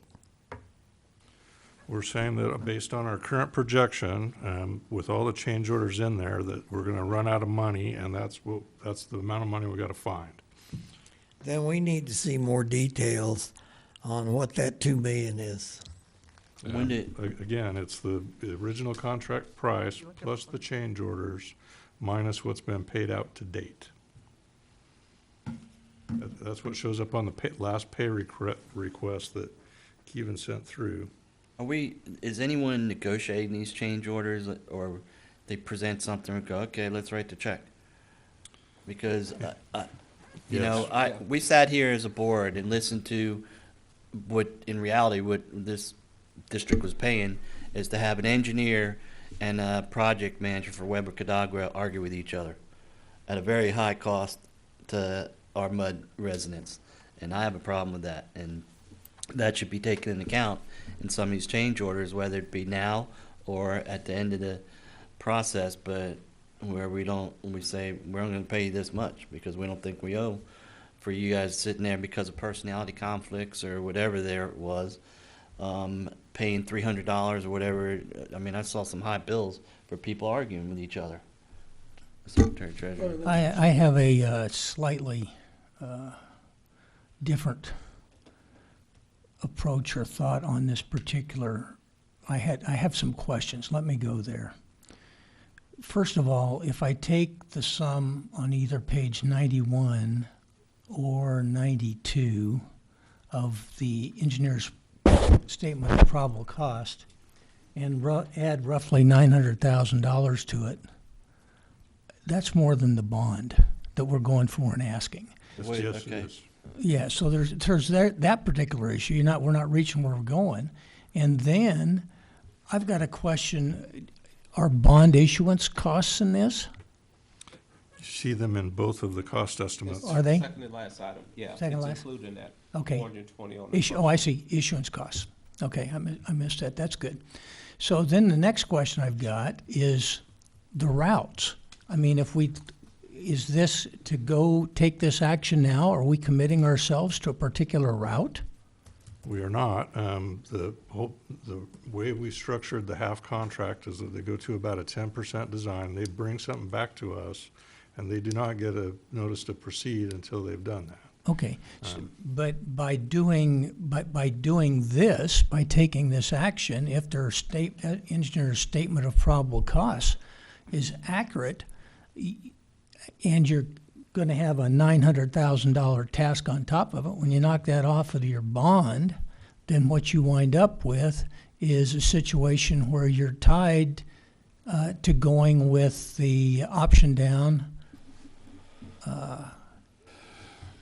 Trophy Club Drive. If I got, no, is that right? Yeah, no, you tie with the 18-inch line along Indian Creek. Okay. 114's a $500,000. Is this taking into account what we're gonna get out of PD 30? You said the plat was signed, correct? That's correct. Okay, we're getting not a lot from the PD 30 group, but No. does this satisfy their needs as far as the loop that they want and the funds, the reimbursement or the money they're gonna contribute? No. I think what Carmen's trying to say is we're just trying to get the, Yeah. I guess the bond package approved so we can cover the wastewater plant overrun. Okay, we have not sat down with half. In fact, we're sitting down with them this week. They're gonna bring back their, revisions of, which direction we wanna go with this, but we're not doing anything with any route tonight. Okay, well, I'd like to, the previous point that I made about which one is less expensive, the 18-inch water line going along Indian Creek is the one that's least expensive. $500,000. $500,000, yeah, less expensive. So, I mean, but here again, we say we're not, but if we go now and execute this and expect to pull $900,000 out of it, you can't even pull the $900,000 out of the project going down Indian Creek. Yeah, if you go with Indian Creek, that total amount comes to be 6.536. So you're about 200,000, a little over 200,000 short. Yeah. Even if you go with the How mu- most least expensive option. Again, how much contingency is in there? This is all part of the deal, right? We're very early on in the project. Yeah. We're getting into detail, looking at where there are utility conflicts. I've actually asked them to take a look at an alignment on the south side of 114. Just, take a quick look over there because, right now we're dealing with a lot of congestion around utilities on the north side. We've got a new sound wall fence going in. We've got a big electrical line. There's a large gas line in there. It's my understanding we have a bunch of data utility lines going through there, like fiber. So there are a lot of different conflicts in that right-of-way. And that was one of the challenges. The conceptual level cost estimate and the CPNY report didn't reflect all of that stuff that we had to work around. So we were only able to achieve a 3-2 vote on the resolution last time we were here. And we thought if we can at least get to a place where we can we can apply to TCQ for both water and wastewater. It may come down to the fact that we can't afford to build the whole interconnecting pipeline day one. We may not be able to cover it on a coverage ratio anyway. That's a lot of money. If you think about it, I estimated the $6 million that we're talking about, $500 per man, woman, and child in Trophy Club. It's a lot of money. And, can we afford that? You do have other options. You can put watering restrictions in place if we're starting to lose the water level in our eastern tank. Maybe we'll just let those people on the eastern side of town suffer. Hey, come on, man. For he who moved to the other side. So let me, Nope, that was a suggestion by Director Hayes. It does not reflect the opinions of the board. okay, so my question is, we heard some consternation about the change requiring additional funding. Are we tied in? I can't believe I'm doing this. Bill, if I could answer your question, I don't think you're tied into the project. Well, it's not there. If it turns out that the contingencies, I think they're set conservatively high, so based on the additional refined engineering work done by half, we believe that the monies might be sufficient. But if it turned out that they are greater than we anticipate and there was a shortfall, then the district would have to fund the difference utilizing cash on hands if it chose not to do the Indian Creek project. It's not legally committed to the project. I think because of the large amount of contingency and based on a desire not to increase the amount of debt beyond what was previously identified by the board, which directly translates into increased water and or sewer rates, the theory was we think the half estimate is far enough along where it's viable. But to answer your question, we would not be legally committed. If it turns out it wasn't sufficient, then we would have to secure additional funding or utilize funds on hand. Okay, I appreciate that. So But right now we're my looking- question was going to be, do we consider increasing the amount of the bond? Right. I mean, is there a requirement to do that? And what does that do in the process? So somebody want to address that? It's Right, a right now, debt it's ceiling. $6,330,000, correct? Greg just made a statement a minute ago, it's off by about $200,000. What stops us from increasing the bond size? $200,000 to cover it. That's why we're here tonight, and if the board would like to increase the amount of bond authorization in the resolution, we can set it out whatever the board would like. And it doesn't mean you can sell that much, or. No, this is just a ceiling amount of what can be sold, and what we're applying for from TCEQ. If you would like to set it as high as possible to cover contingencies, to cover the more expensive route, that's perfectly fine, and you have the flexibility to do so. And I guess my only concern there would be, I'd really like to understand what would that do to rates if we were to approve a revenue bond to those numbers, to understand the ramifications. And some of this gets down to, we're arguing chicken or egg, because some of that is bond counsel's responsibility to come back to say, if you do this, this is what's gonna happen to the rates. Well, I think you mentioned $500 per household. Well, that's just like cash costs if we had it per man, woman, and child. Huh? But that's over what period of time? Well, if everybody had to pull $500 out of their pocket to pay for it in cash, a $6 million line, then I'm figuring about 12,000 people in Trophy Club. It's a 20-year bond, it's not five. That would be a one-time cost. It could be You a- do it over 20 years. To do it over 30 years would probably be a better choice. But, all of this has to pass muster with the finance advisor, with bond counsel, and with TCEQ. So, you can put a number up there. It's really a debt ceiling. That doesn't mean we're going to borrow it. We're probably on the hook for some sort of a settlement when we're done on the Weber-Cadagua piece. But that's, really small compared to the interconnecting pipeline. It may be that we have to show planned rate increases on the water side to pay for this interconnecting pipeline. Okay. Under your outstanding bond covenants, you're subject to what's called an additional bonds test, and you have to have the 1.25 times coverage. So you have to be able to have sufficient net revenues to fund your existing debt service plus the projected debt service with the 25% cushion. Depending on the amount of bonds for which you would like that analysis run to see the impact on water and or sewer rates, your financial advisor can, he's already made it clear that we will have to increase rates, okay? But depending on how high you set this number, we can speak to him, he will speak to Nugent, and we can give you recommendations. And there's a question whether you will continue to want to segregate water and your wastewater utility systems, or you could use a combination of the two. There will be a rate increase that's required in order to meet the additional bonds test. The amount of that increase will be a function of how much debt you actually issue. Okay, let's start from square one. We'll just go around the table. Is everyone comfortable with the $6,330,000? Secretary Treasurer Rose?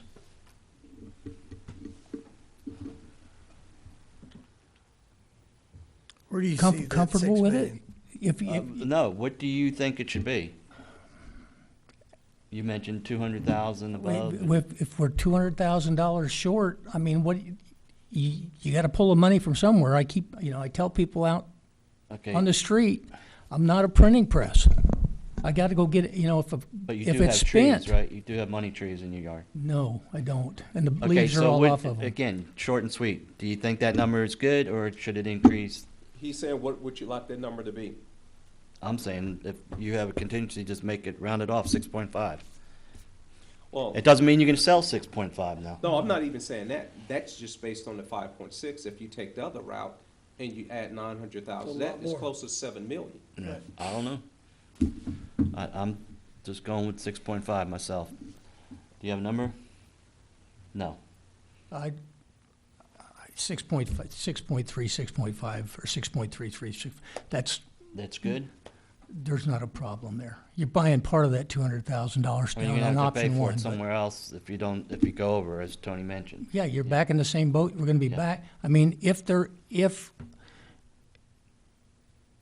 no given these numbers, okay, what you're doing, if we say, okay, we've got a contingency in there of $420,000. What you're doing is you're No, the spending, contingency is 700,000, 420. well, is the 420. issuance cost. Oh, I'm sorry, okay, Either 745 Yeah. or 845. okay, so you're spending part of that knowingly, we don't know how much, but you're spending part of that going into the equation from the water project to the wastewater project, which has now been brought into this in order to find some funding mechanism to take care of the overrun. You know, you have to realize going in that that's what you're talking about doing. Okay, Yeah. Director Hayes? I don't have that screen drawn up, but is the 6.5, 6.3, is that a quotation from half? No. What is it? No, I The mean, quotation for half for the 18-inch line is 5.6 million. Yeah, I'm that- rounding, for the 16-inch line is 6.1 million. but again, it's 6,330,000 is a combination of water and wastewater, Correct. okay? It's It not- is now, the original cost estimate, which has been refined by half here, was 6.3 million, and it was only water. Okay, but they've now sharpened their pencil a little bit based on field investigations. One of them went up, which was surprising. I expected it to go down, but it went up. And that's based on all the conflicts out in the north side 114 corridor. So what is the quotation? 5.6? Again, they're not quotes, they're estimates at 5% design. Yeah, so one is at 5.6 million, the other one's at 6.1 million. 18-inch line versus a 16-inch line. And so if you assume worst-case scenario, you have to go with the 16-inch line, and this project cost estimate is correct. If you add 900,000 to that, you're over 7 million.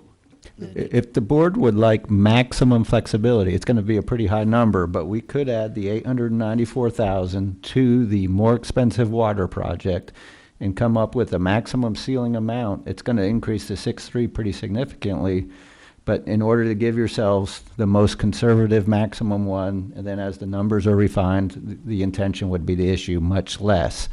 But again, that number will be quite a bit higher than 6.3. But Tony, that was a question I had.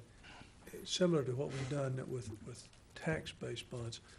If You want to go If higher number. if 7 million is approved, does not mean we have to go sell 7 million, does it? Absolutely not. It's So- just a ceiling amount approved by TCEQ as we continue this process, tighten up the numbers, explore other water alternatives and hopefully solutions. The intention would be to issue significantly less than that. Well, Kevin, to answer the question you were asking is I'm almost a little snake bit by what happened at the sewer plant because, man, when we set that thing in place, we thought we had cushion, not the wazoo.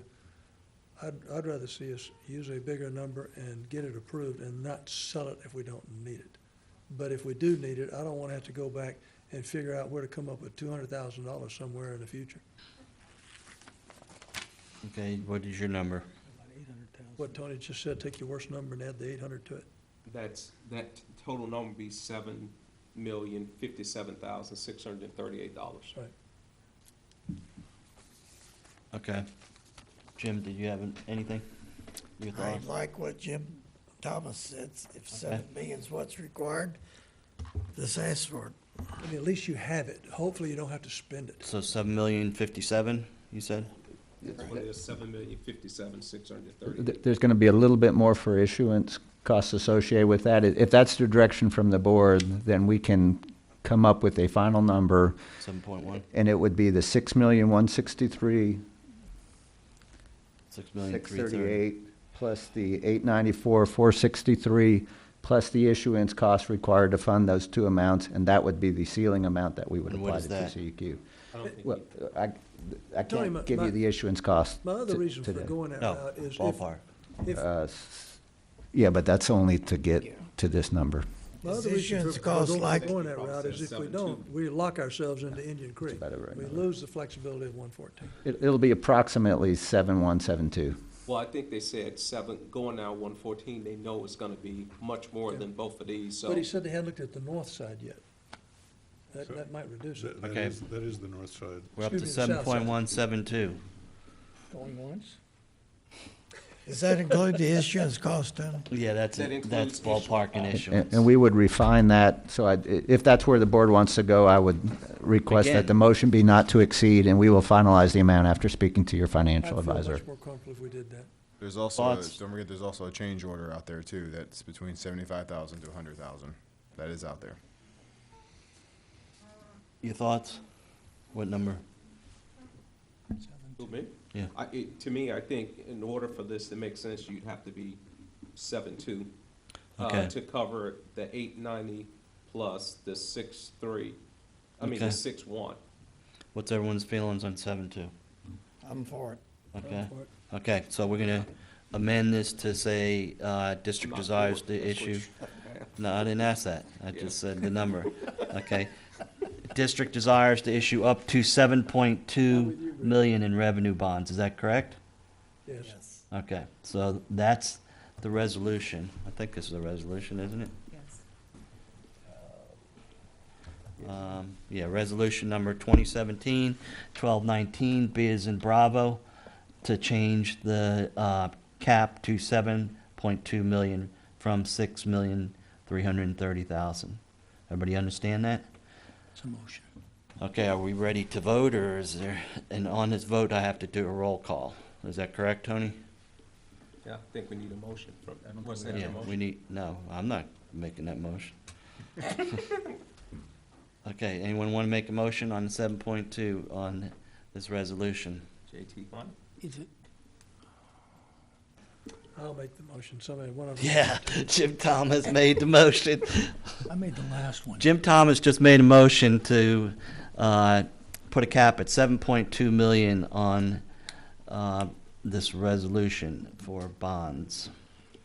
Okay, do I have a second? Is that where are we at? Is that an amendment to the resolution 2017-12-19B? Right.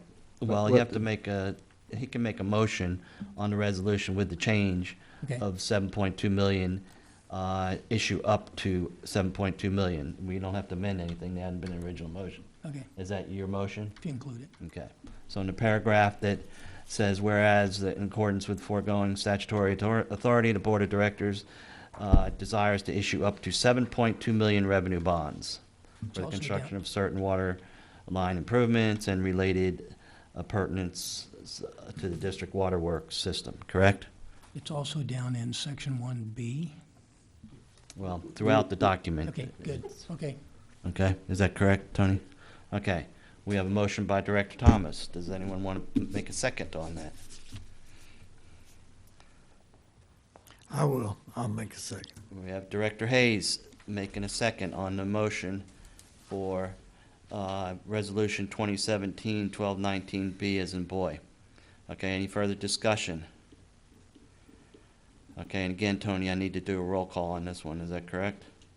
Yeah, the certificate will reflect those who voted for and those who voted against. Okay, I'll just go around the table.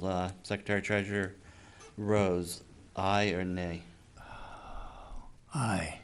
Okay, Secretary Treasurer Rose was an aye for the resolution. Director Hayes. Aye.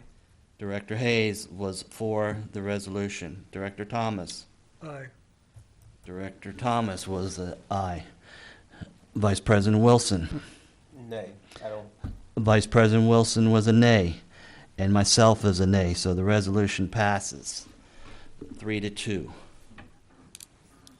Okay, that's, again, resolution number, go back up to the top here. don't give me that home stuff. No, you just, okay. 2017, 1219B as in boy, that passes with the change of 7.2 million as a cap.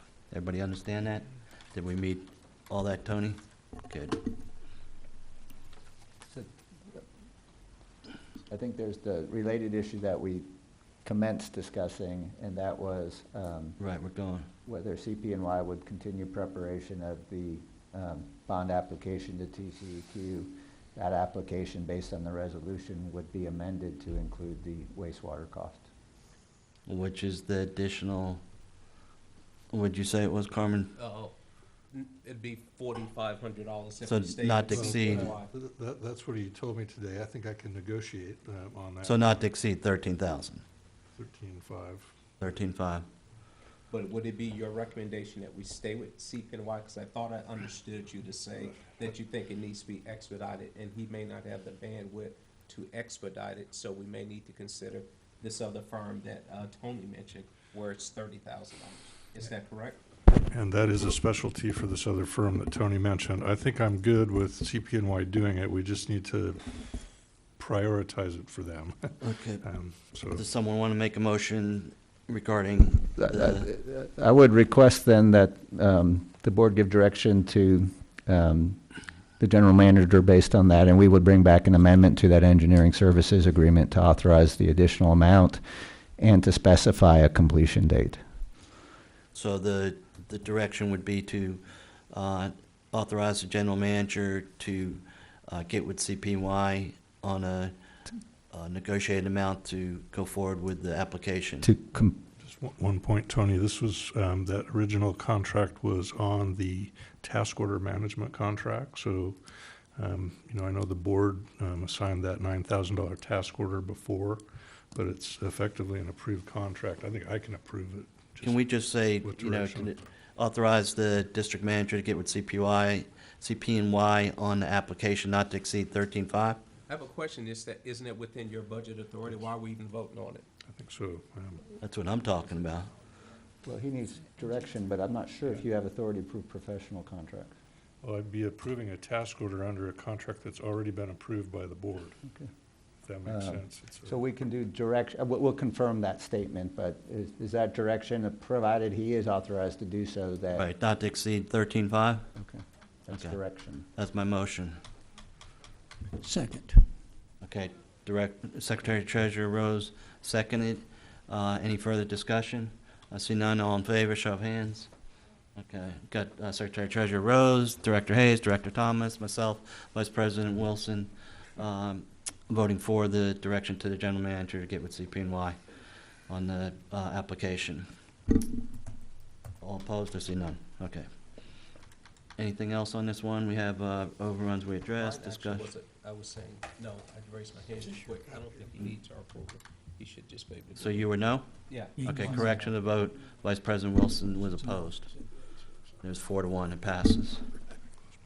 Had to make it complicated, didn't you? Hey, Okay, discussion, improvement, cost, adopt, that, we're done with that? I think we have the information to go back to the one we moved on from. Okay, To me, this form Okay, wait. fit the needs of the district. The new form does not, because it forces us down a path that we don't want to go. The old form allowed us to name a company officer and assign that responsibility to them, whereas the new form gives it to the person who signs the document. I agree we're, with you, we're Greg. moving back to agenda item number 8, consider and take appropriate action to approve Treasury Management Resolution. Is that correct? That is correct. 2017, 1219 A is an alpha, authorization to act for customer. And what you just said is it was the general manager in the past, it was not the president, Correct. thankfully. And who did you want to change it to? It should be Stephen. Okay. Does anyone have any problem with that? You think it should be Stephen, or that this was general manager previously on that document? I would be I'm kind of I'm fine inclined to with Stephen. change, to keep that document and change it to new general manager. Well, it didn't say title, Bill. It was Jennifer's name. Just a contact customer. On the deal, it's her name. So you can substitute anybody's name. I think the point is, even though it may have said Jennifer, Jennifer never did it. Renee. Okay, yeah, I understand. So Okay. to me. Designated. It doesn't make sense. Let's just give it to the person that's gonna be Okay. Can doing you it. make a motion I to, make- Yes, I'm please. sorry, I mean, I actually wouldn't be doing it. It's actually going to be the general manager or Lori when I send it off to them to approve with the wire transfers. Yes, we Or can. checks and balance. Yeah, we can create the transfer, but the actual authorizing goes to the general manager and Lori at the current time. So I think the GM's name, I would keep the current document, put the new GM's name in there and send it to them and say, we want to keep the old document. who does the appointments? Because if it's my understanding, you set up the appointments to determine who needs to approve it, and then it goes to them to approve. And that's what the document says, to appoint and authorize the approvers. So, anyway, I guess I don't care. We can make it, Carmen, I don't care. need a motion? 2 seconds, you'll have one. It's basically just change the document to reflect the new general manager. Second, That's my motion. the old document. On resolution 2017-1219, Alpha, to make changes to reflect the current general manager. We have a second by Secretary Treasurer Rose. All in favor, show of hands. That's using the old document. Right. Right. And I have Secretary Treasurer Rose, Director Hayes, Director Thomas, myself, and Vice President Wilson in favor. Opposed, I see none. Okay, we're moving back to, I think we're on 11 now, right? We finished 10. Probable resolution.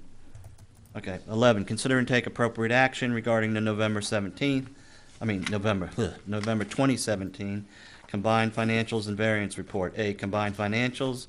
B, combined variance. We skipped over that one before, or did we already do it? No, it's number 11. I'm going to let Talking about the stuff, oh, okay, that was a separate, I'm sorry, my apologies. I'll let You one didn't have of the, anything else on 10, right? No, You're I right. think we addressed everything. Okay, Secretary Treasurer.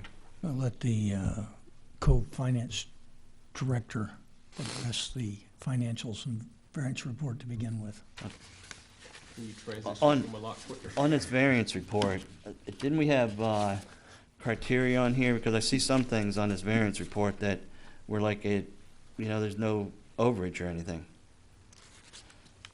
One of them The is, director's dues and memberships were over $50.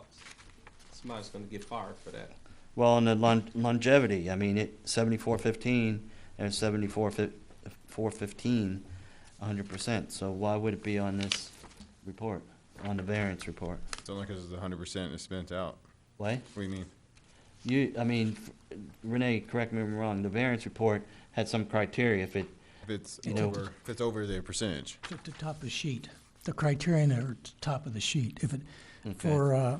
for expenses, But 26%. that means everything that we prepay, like at the beginning of the year, will be on this report. It always is Exactly. for the 1 month, and then next month it will fall off, and there's no additional it'll fall off, funds. though? Correct. yeah, Okay, because got it. if there's no activity in that particular account for Got that it. month, then it's not reported. Okay. You have to go through the packet and find it for yourself. Okay. Go ahead, Stephen, whatever you're gonna say. I think he did a good job. Okay, I move to approve. I've reviewed the financials and the variance. The variance report for the MUD 1 O&M was not included in the packet, inadvertently admitted available at the dais. I did have the opportunity to look at it earlier in the week. So I move to approve the combined financials and variance reports. Okay, we have a motion by Secretary Treasurer Rose to approve A and B combined financial and variance report for November 2017. Is that correct? Do I have a second? I'll second it. We have a second by Vice President Wilson. Just a comment for discussion.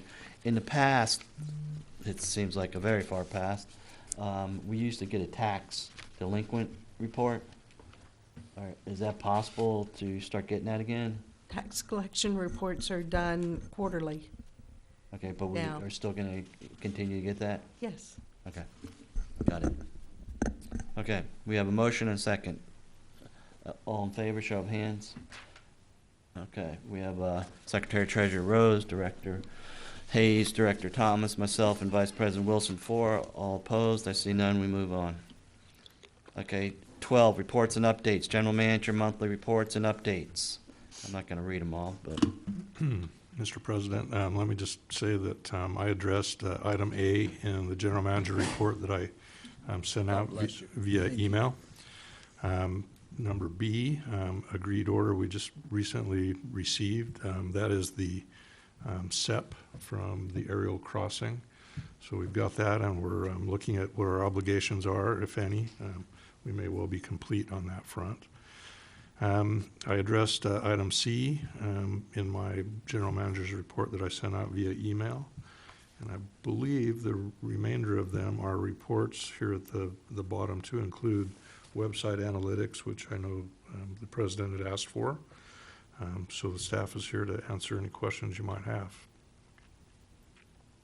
On website analytics. it just shows how many people go to certain pages, and with the addition of the page data that we agreed to see how many people actually go in there. On number C, you did send it out on the report. What's the cost on that? Hold on, let me get back there. Shoot, I just went down to analytics. Yes, I was enthralled by them as well. $17,000. That's the budgeted line item, and that's the amount that I negotiated it down to. What did you negotiate, 17,000? 17,000. 1,000, and what, do we have 19 head count now? Yep. I don't know about that. You're gonna come to us before it's done, or, Yes, sir. okay. And then the new page on this analytic, which number is it? Not sure, to be honest. I bounced off of that one, too. Is Michelle back there? Would she know? Like she likes Michelle if you'll wait. Wait, And she's listening. It's 243. do you know what section? There's 10 of them here. Not in the context. Got it right Contact. here, Michelle. Page 243. Which one shows the? Which one shows the, Let's see. is it the one that's not labeled? No, that's the main one. Let's see. It doesn't look like, if it's not on there, then it wasn't visited. Oh, I So no one visited- went to that page? No. I visited several times. I Yeah. don't count, I They guess. were more interested in, well, they went to the administration, which is where it is. It's on the administration page. But it's a subset below the administration page. It's actually, it's under, yeah, it's on the main page, but no one went to it at all. Great. I went to it several times. That was a good, good use of attorney fees and stuff to get a page that no one visits. It's right there. It's under public information. Yeah. And there isn't anybody looking for public information. Yeah, I okay. think they count people logged in from the That's a good- internal network. That's a as good part of the statistics. challenge in my eyes. Okay, moving on. I have one comment on the reports. You didn't even look at it, Bill. I'm disappointed, man. Come on. I've got it. One comment on the water report Okay. on page 237. I want to thank somebody on the staff for correcting that chart so that the water bill doesn't start at 0 in October and then go into the data. So it's done correctly now, so you can look at the chart and the numbers line up with the bars. That would be Lori. She is my chart guru. Is that right? Thank you. Just wanted noted that I'm looking at that. Okay, and I'm going to give you can continue to have the floor and tell everyone in the audience and out there on what the next 3 months are. This month. Just a minute, thank you. Advertisement time. Folks, In your water bill, you received a little card, and that says winter averaging begins the beginning of December. We are in winter averaging, and I will tell you that when it's raining outside, if you're running your sprinkler system, you are going to be running up your sewer bill next year. Thank That you. includes the town. That was water in the other day. But yeah, And that's brought to you by the folks at Bill Rose on Inverness there. Yeah. Okay. Kevin, I have a question. Okay, go ahead. It falls probably under wastewater systems operations. Carl, a week or so ago, I went down to just see one more time that pipe that was busted and what we put across it. And that tree that's sitting there is huge. And the bank that's washed away from the roots is a lot. Do you believe that that current setup would withstand that tree if it fell over and landed on those beams? I believe those beams will be fine. I think if it actually falls on those beams, it should break it in half. The way it actually sits, it should actually go between those before it hits the pipe. The beam should actually protect the pipe. And so you think it would handle that tree if it came down? the engineer question. Yeah, I agree. I've been out there to look as well, and I believe that it would be plenty strong enough to handle that. It's not very pleasant to look at, but it's certainly strong enough. And when you look at how the stream bank is being undercut, it actually is, in my mind, would lead the tree to fall away from the pipe, not towards it. Is there anything we could do with the Corps to get someone out there to look at it? No. And, We already tried. We have been out there with the Corps, looked at it. and did it bring tears to the eyes when you said about cutting it down? Yeah, if we could, to remove that tree, it was something like 200 and something trees to replace that one. 200 trees? 230, 250 trees to replace that Because the age one and tree. size of it. Ridiculous. Okay. Corps. One thing on the wastewater project, there was a pump that went down. Yes, number 6. Has anyone determined why it went down, or? They can't figure it out. Nobody actually said why it has. All of them are working. 1, 2, and 5 are working fine, but number 6 for some reason, and they can't figure out why it's not working. And were they doing, just brushed it aside, or? Yes, okay, moving on. Well, actually, truthfully, what it is, they're actually arguing about it. It wasn't designed to actually put a valve in there, but they believe a valve needs to be in there. A backwash, a check valve. Correct. Check valve, that's right. There were numerous emails back and forth today between the engineer and the contractor on this very subject. So we've got the subs involved, and, they're trying to sort it out. Okay, I just would like someone to come up with, even if I don't believe it, some reason why it failed, because we don't want it to just fail in the future, Right. especially after the warranty. Absolutely. Okay. Anything else on your update there, Carmen? No, sir. Thank you, and sorry for the other one taking so much time. That's all right, we'll take it off your next month's meeting time.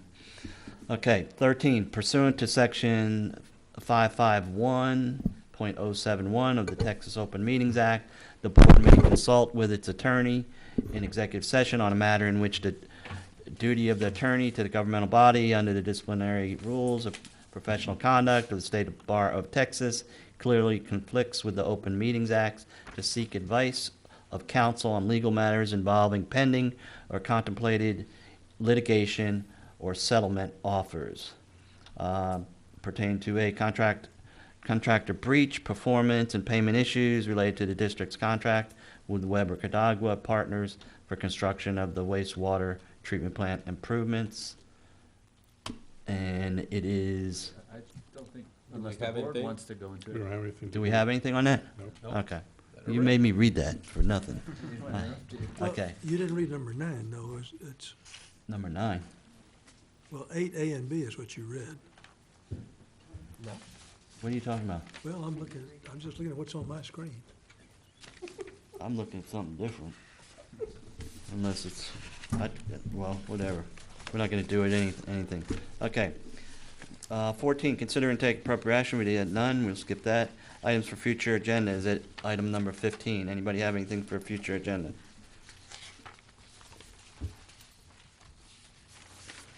Yes. We are, Can you talk into the mic, please? we had talked about this before, and it was a wrong time to discuss it because of it was too late into the tax season. I want to put on the agenda to discuss again the fire tax, and more specifically, why we continue to charge Westlake specifically to pay for the salaries of Trophy Club employees. So, what would the item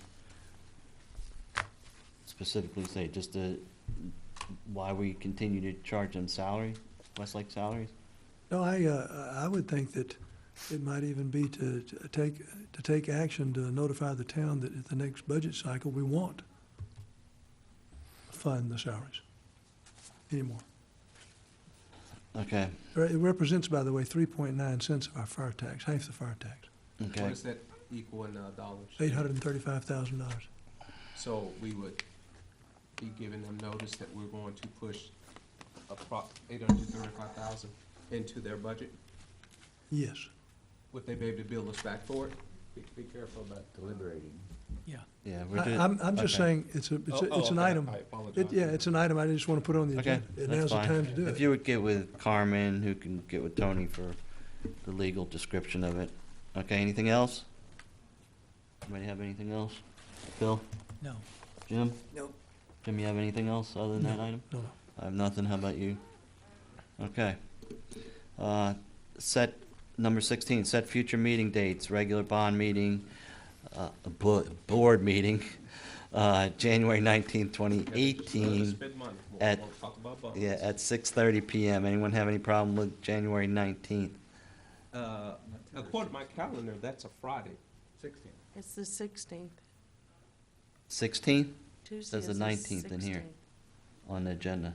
It should be, yeah, it should be the 16th. Does it? This is 16 on the agenda. Not on Not on mine. mine. Not mine.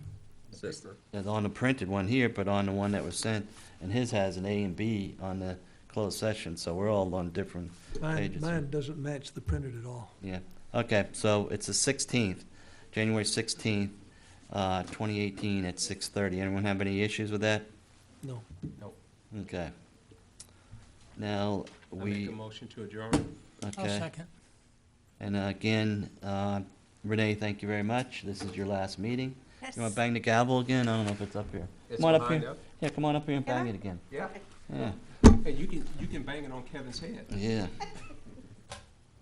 Okay, the meeting's gonna end at 8:34 PM, and we had a motion to adjourn. We have a second Second. by Director Rose.